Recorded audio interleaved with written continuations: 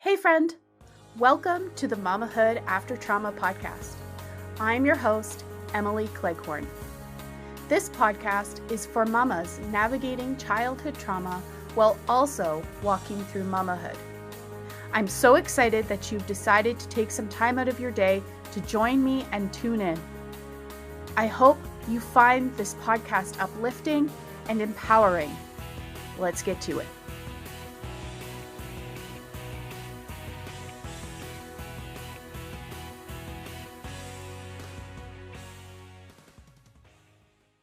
Hey there. Before we jump into this episode, I want to let you know about something that is brand new that you have access to as a Mamahood After Trauma listener. Now, tell me, does this sound like you? You want to give your littles a positive childhood experience. You want the steps to finally heal your childhood trauma. You're tired of the fear holding you back in life, and you enjoy being a mama, and you want to be more present. If you answered yes to any of the above, I would invite you to check out the Mama Untriggered private podcast series. This is a 5-part private podcast series that teaches you how to ditch the emotional roller coaster and bust out of the fear controlling your mamahood. Let's teach you how to calm your nervous system through small, simple steps.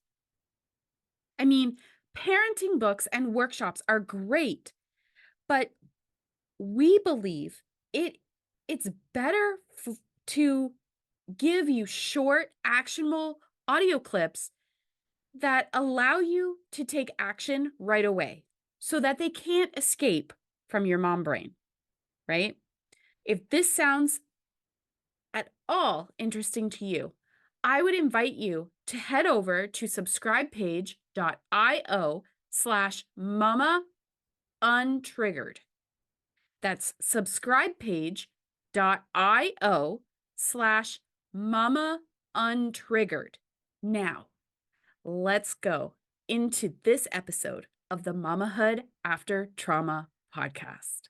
Hello, friends, and welcome to this episode of the Mamahood After Trauma podcast. I am so excited that you have taken some time out of your busy day to tune in and listen to the conversation. Today, we are joined by Phyllis Levitt.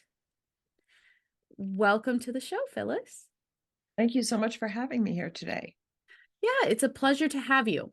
Let's dive right in and get started by having you introduce yourself to the audience and share a little bit of how you came to be working in the trauma space. Yeah, well, I've been a psychotherapist for over 30 years and just recently retired and focused on writing. But I got into the field of psychotherapy really as a result of having gone to therapy myself as a young mother. And it really changed my life to begin to understand, first of all, to begin to understand trauma, but also to understand how our early conditioning and mine, and probably many of the people that you're speaking with, experienced trauma as part of my early conditioning. And it really shaped my life in ways that I had no understanding of. It shaped the kind of people I was attracted to, the kind of reactions I had, the feelings I had about myself, my own coping mechanisms. It really shaped all of that. And going to therapy for the first time was a big eye opener for me. And I ended up going to graduate school in psychology out of that and having a private practice all these years. And I worked with quite a bit of trauma in my private practice. And I guess I will just say that there's quite a bit of trauma in our society. It's not the rare person that has emotional trauma or sexual trauma or physical abuse or discrimination at large in our society or poverty. It's actually quite common. And so, I don't think I had an unusual experience as a therapist or as an individual myself. Yeah, it really is common. It seems to be something that is so deeply woven into our society Yeah. that it's almost hard to escape. I agree with you 100%. I really do. Like, and one of the things I found as a therapist, and I was one of these people, I looked very functional on the outside. I was a Mhm, good student. I went to college. I got good grades. I went to graduate school. I got a job. Um, I looked okay. I looked like I was mhm. coping. But on the inside, it did not feel like that at all. And I think there's a lot of people who are in the same boat. They look okay, but they don't Yeah, feel. yeah. Yeah, I think I would fall under that category as well. I looked okay. I like, I was on the honor roll all through school, almost on the Right, dean's list in university, but on the inside, it was a raging fire. right, right. And for me it was like, I would say that raging fire took the form of actually of depression Mhm, and anxiety and a lot of fears and sort of like always trying to hide the level of pain that I felt like I carried around. mhm, mhm. Uh, Yeah, yeah, trying to hide what was really going on. For me, it was out of fear of looking weak, Totally. of being viewed as crazy or, you know, Emily's not perfect. She doesn't have her stuff together. She's falling apart. Right. Totally. And for me, it was also a fear of that somehow that pain made me a flawed individual. yeah. And I didn't want anyone to see that Mm. because I really believed that. Yeah. Believed that for a really long time. Yeah. Yeah. I can resonate with that. So, what was your journey like going from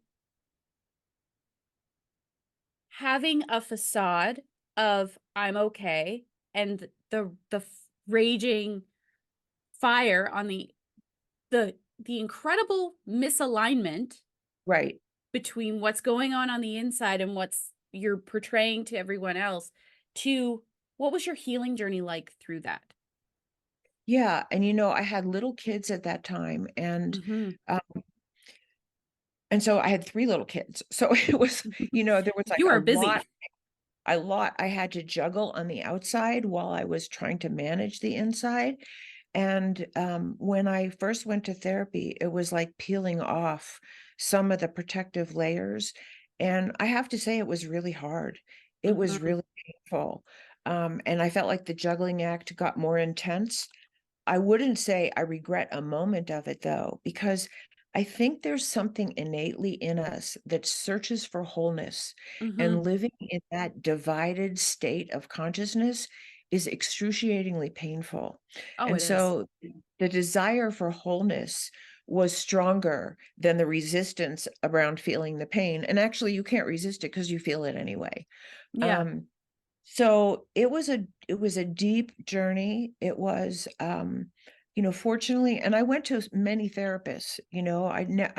It took me a long time to sort of find the one that could really go down into the depths of it with me, and that's okay. Yeah. Not every therapist can do that. And also I might not have been ready, you know. Um, but so it was difficult, but it was really gratifying. Like, I never missed a session. I never Yeah. missed a session because my hunger for wholeness and healing and reclaiming my true self was really strong. And I think we have that as individuals, and I think we have that as a society. I'll just say that. I think there are many Mhm.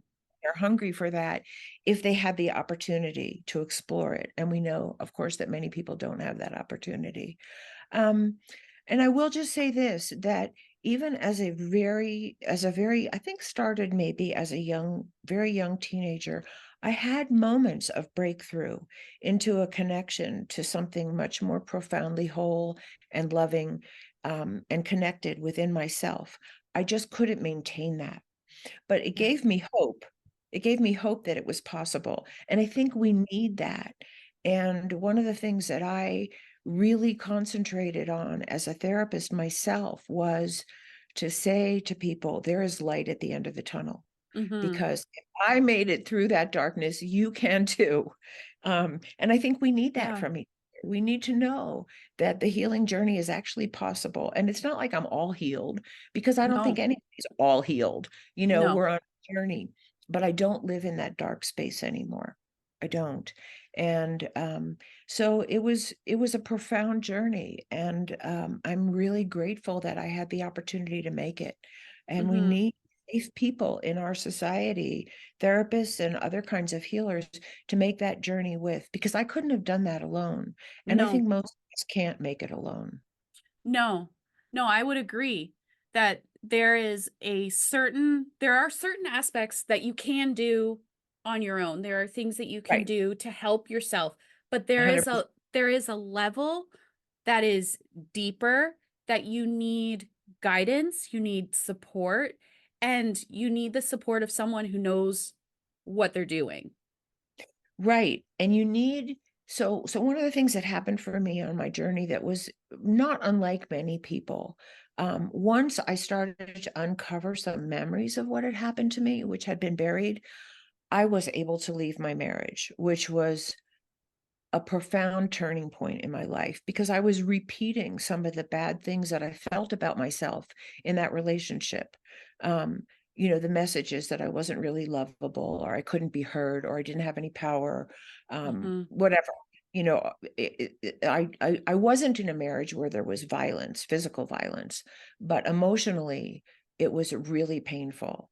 And doing that inner work allowed me to leave. And I'm not saying it got totally easy right away, Mhm. because then I was a single mom, um, but it was the best thing that I ever did. I had to do it. And I think, I've had clients who feel like they'll never leave a bad relationship, but once they start to work on their own healing and finding that child in them that was really hurt and took on so many negative beliefs about themselves and so many less than functional coping mechanisms, because it's the best we can do when we're Mhm. kids, they do leave and they do find healthier relationships. And I did. I was a single mom for a long time, and my attractions changed, and I'm in a very happy marriage now, and I feel extremely fortunate. But that's the hope I want to give people, Yeah. that that healing work can change the whole trajectory of your life. Yeah, it can. It is incredibly powerful. What are some of your biggest takeaways from your own journey? Yeah, I mean, I think there's a lot. I'll name two things that come to my mind right away. Is that one of the greatest gifts that we can give each other is to see that essence that's buried under whatever the trauma was. Mhm. I knew that I had that, but I don't think I ever really had that reflected back to me or even named, Mhm. um, for a long time in my life. And now, that's part of my language now. There is an essence that's buried underneath whatever happened to us.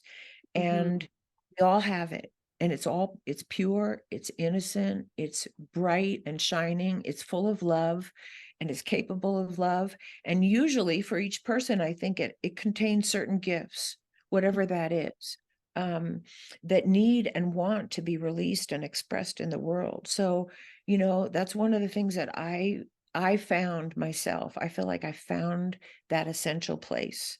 And so that's one of the things that I want to share with the whole world, is we all have that. You are not what happened to you. You are not, Amen. Amen. right? You are not what happened to you. And also, just to say, because I love this part of it too, none of us, I think, are free from having hurt other people as well. You No. know, the hurt part of us inevitably will hurt somebody. I mean, Mhm. whether it's just I hurt your feelings, or I said something that, really didn't land well with you, or I ignored you, or I shamed you, or whatever I did, we all have both. And sometimes it's easier to look at the part that was victimized rather than the part that maybe wasn't kind in a certain moment to another person. And I want to say, you're not that either. Mhm. We are not the worst thing that ever happened to us, and we're not the worst thing we've ever done.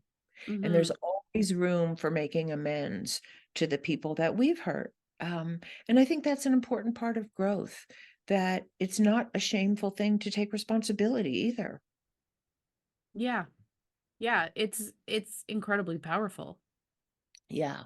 So finding that essence and talking about that essence and presencing in that essence, but also, like, for me, as working with people, seeing that essence, Mhm. just on a vibrational level. It doesn't even have to be named, but you look at somebody like they are a beautiful human being who's hurting, and you want to be of service to help them Mhm. unravel some of that hurt. Um, it's just the most amazing gift that you can give another person. And I know that for me, the first time I remember feeling seen that way, I will never forget. And it wasn't in my childhood, it was later, right? So that's one big takeaway. I had another one that came to mind. Let me see if I can remember what it was. Because there's probably 100. Um, let's see. Well, ask me another question and then I'll come back to that. There's So, a lot of takeaways. yeah. So, what are one or two things that a mama listening who may feel maybe Mm, living in that misalignment, that unalignment of portraying that she's got her stuff together and feeling not together on yeah. the inside and trying to portray like she's okay and she's really not. Yeah. I mean, the biggest thing I would say is find someone to talk to. Mhm. Don't knuckle it. I did for a while. And it was the biggest relief to have someone to start to unburden that part of myself with.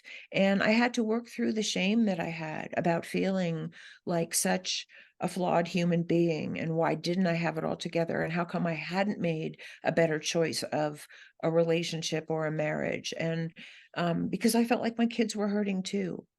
Mhm. And um, and so that was a lot to deal with, of like, you can't be a good student as a mom. Like, it's an emotional job, right? I mean, you can learn things about parenting for sure, and I did, but um, it's an emotional thing. And one of the things that I found, and I don't know if you found the same thing, but having children brings up all your stuff. If you thought you Oh could boy, bury does something, it. if you thought you could bury something, you can't. It's in your right. And in some ways, our children are our greatest teachers. Mhm. And we have, parenting is sort of being the one to lead the way, but in fact, there's a whole other aspect where our children teach us about ourselves. Mhm. And my children were really instrumental in that for me. Um, and I would just say, I still have regrets that I wasn't a more powerful mother, that there were choices that I wasn't able to make that were better for my kids during some of their formative years. And, they've all grown up to be magnificent human beings. And we talk about it. And I can still cry about Mhm. some of the things that happened that I wish I could undo. Um, but, I didn't have parents, and I think it was partly my parents' generation, but I didn't have parents who could ever say, I'm sorry, Yeah. or I could have done that better. Mhm. Um, and I think that would have really helped me, Mhm. that I didn't take it all on myself. And I think that's one of the things I learned as a mother, that it was okay to Mhm. say, I didn't handle that well, and I'll Mhm. do it differently next time. And even when they were young, I would Mhm. like examine the way I was being and try to do it better. Um, my way was mostly to shut down and criticize myself, and and um I just wasn't a powerful mother. I think that I didn't protect my kids in a way that I wish that I could have done. Um, Mostly from, the dysfunction in our family, I would say. But I got out as soon as I could get out, and I learned and I healed as fast as I could. Mhm. Um, they know that. I think they know that. And I think that's what we can do. And I think, there were a lot of years where I really had so much criticism of myself. And I feel like, this is a journey we made together. They taught me, I did the best I could for them. I love them dearly. I Mhm. think they always felt that. And we love each other dearly now. And, this is the human journey. I don't Mhm. know people who make it perfectly. I don't think that's what we're doing here. I think we're learning as we go. Yeah. So, outside of finding someone who you can talk to, are there any other steps that a mama could take to help herself feel more in alignment or discover that Yeah. for the first time? Yeah, I mean, there's things that I learned along the way. Like, I read a book when my kids were little, and maybe it's a little outdated. I don't know, but I think there's still some great value in it. And it was something like How to Talk So Children Will Listen and Listen So Children Will Talk. And that was a great asset to me because when I read that book, it was the first time I realized that I have a lot to do with my children's behaviors, and Mhm. I have a lot to do with helping them change their behaviors that aren't so great if they're having a tantrum or they're upset or whatever. There's a lot I could actually do as a mother that would help them feel more contained, express Mhm. themselves with more safety or more consideration. So that book was a great help for me. The one thing that I felt like it didn't offer was how to make good boundaries. It Yeah. really taught how to listen, and I think it really helped my kids talk so that they could be heard, but I had to work on the boundary part of it, and Mhm. that part so I think I think there's a lot of resources about there, and the thing that I will share with you that was of something that was of the greatest value for me was, so I had a hard time if my kids were upset.